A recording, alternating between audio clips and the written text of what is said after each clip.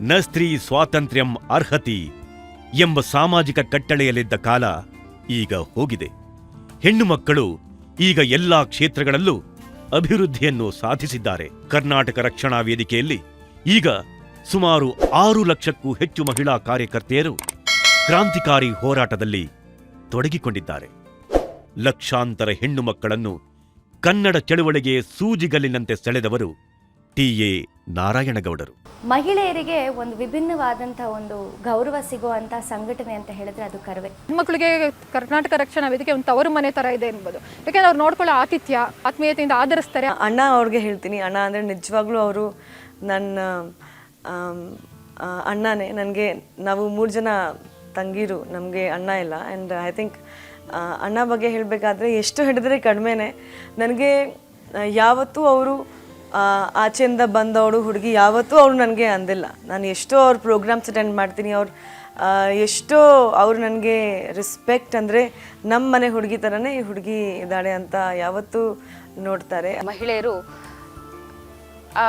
ಒಂದು ಈ ಕ್ರಾಂತಿಕಾರಿ ಹೆಜ್ಜೆ ಇಡುವಲ್ಲಿ ನಾವು ಹಿಂದು ಮುಂದೆ ನೋಡುವಂಥ ಕಾಲಘಟ್ಟ ಇದು. ಮಹಿಳೆಯರಿಗೆ ಕನ್ನಡದ ಒಂದು ಹುಚ್ಚು ಮತ್ತು ಕ್ರಾಂತಿಕಾರಿ ಕಿಚ್ಚನ್ನು ಹಚ್ಚಿದಂತಹ ನಮ್ಮ ಧೀಮಂತ ನಾಯಕರು ನಮ್ಮ ನಾರಾಯಣಗೌಡರಾಗ್ತಾರೆ.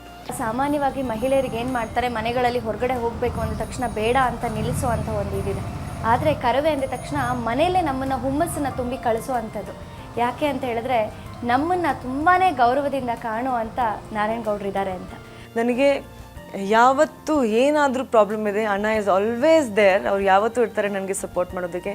ಏನೂ ಪ್ರಾಬ್ಲಮ್ ಬಂದರೆ ನಾನು ನಿಮ್ಮ ಜೊತೆ ಇದ್ದೀವಿ, ಡೋಂಟ್ ವರಿ. ರಕ್ಷಣಾ ವೇದಿಕೆ ತವರು ಮನೆಯಲ್ಲಿ ಹಿರಿಯಣ್ಣಾದಂಥ ನಾರಾಯಣಗೌಡರು ಪ್ರತಿ ವರ್ಷ ಕೂಡ ನಡೆಯುವಂಥ ಗೌರಿ ಹಬ್ಬದ ಸಂಭ್ರಮದ ಕಾರ್ಯಕ್ರಮದಲ್ಲಿ ತವರಿನ ಬಾಗಿನವನ್ನು ತವರು ಮನೆಯವರು ಕೊಡೋದಕ್ಕೆ ಮುಂಚೆ ಆ ಬಾಗಿನವನ್ನು ಅರ್ಪಿಸ್ತಾರೆ.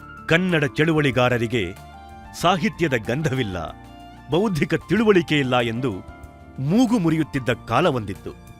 ಅದನ್ನು ಬದಲಿಸಿದ್ದು ಟಿ.ಎ. ನಾರಾಯಣಗೌಡರು. ಗೌಡರು ಸ್ವತಃ ತಾವೇ ಕವಿ, ಲೇಖಕರು. ಕನ್ನಡ ಕಾರ್ಯಕರ್ತರಿಗೆ ಓದಿನ ಬರವಣಿಗೆಯ ರುಚಿಯನ್ನು ಹತ್ತಿಸಿದವರು. ಕರವೇ ಅಂಗಸಂಸ್ಥೆಯಾಗಿ ಗಂಗಪ್ರಕಾಶನವನ್ನು ಹುಟ್ಟುಹಾಕಿ ಅನೇಕ ಮೌಲಿಕ ಕೃತಿಗಳನ್ನು ಪ್ರಕಟಿಸಿದವರು.